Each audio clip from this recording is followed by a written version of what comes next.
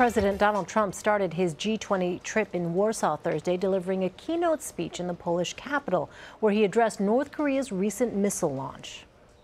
As far as North Korea is concerned, I don't know. We'll see what happens. I don't like to talk about what I have planned, but I have some pretty severe things that we're thinking about. That doesn't mean we're going to do them. I don't draw red lines. It's a shame that they're behaving this way, but they are behaving in a very, very dangerous manner, and something will have to be done about it. Mark Jacobson is a senior fellow for Georgetown University's Pell Center for International Relations. He has also served as a senior advisor to the Secretary of Defense and special assistant to the Secretary of the Navy.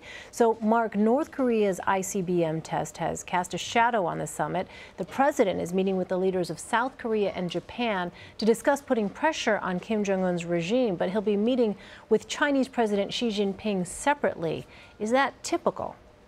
Well, first, thanks for having me this evening. I think, yes, this is typical. Both South Korea and Japan are treaty allies of the United States, and there's plenty that I think Donald Trump has to discuss with his counterparts in South Korea and Japan about the North Korean situation. We have shared interests that frankly may not be the same as those the Chinese have. And I think once we get our own house in order in terms of the Republic of Korea and Japan and ourselves, then is the right time to talk to Xi. And of course, that's what the president will do tomorrow. Prime Minister of Japan, Shinzo Abe, met with European leaders to discuss potential trade deals Thursday. With all of President Trump's hardline statements on international trade, is there a risk, you think, that the U.S. could lose its economic edge? Right. In a typical G20 summit focused on economic issues, this would be headline news. In fact, you have a situation now where the EU and Japan are looking at lowering tariff barriers. And what that really means, especially given the president's push on U.S. jobs, is problematic for the United States. And in fact, years ago, the representative for Airbus in Japan told me that was one of the worst jobs in the world. Why? Because the U.S. had such favorable trade relations with the Japanese that Boeing always had the advantage. And now you're seeing a situation where the Europeans may put Boeing in a tough place, and that's going to mean loss of U.S. jobs in the end, unless President Trump starts putting us back on the world stage in terms of multilateral trade agreements. We'll see how that continues to play out.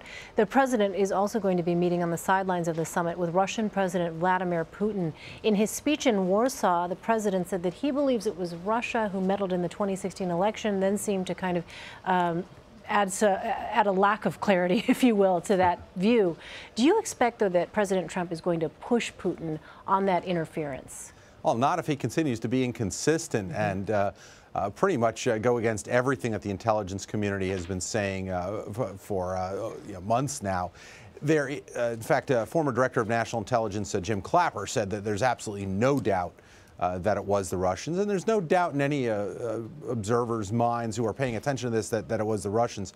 What I worry is that President Trump is so focused on his own image and how he looks on this that he's going to miss the bigger picture, that you can't go out there and talk about how important it is for the world to work together, for democracies to work together, while at the same time not challenging Putin for a direct attack on the U.S. political system. It's just inconceivable to me that he would not push Putin hard on this, but frankly, I'm not holding out much hope that he will. Well, during that speech, President Trump asked if the Western world had the, quote, will to survive. How would you expect the U.S.'s allies and adversaries to interpret his message from that speech? Well, a couple things on that. First, President Trump tried to equate bureaucratic regulation with the threat posed to the West by terrorism. I'm sorry, those just aren't in the same league. One's a matter of efficiency and one's a matter of security, and we already know that ISIL, Al-Qaeda, and other groups have tried to kill people and have succeeded in killing people both in the U.S. and in Europe.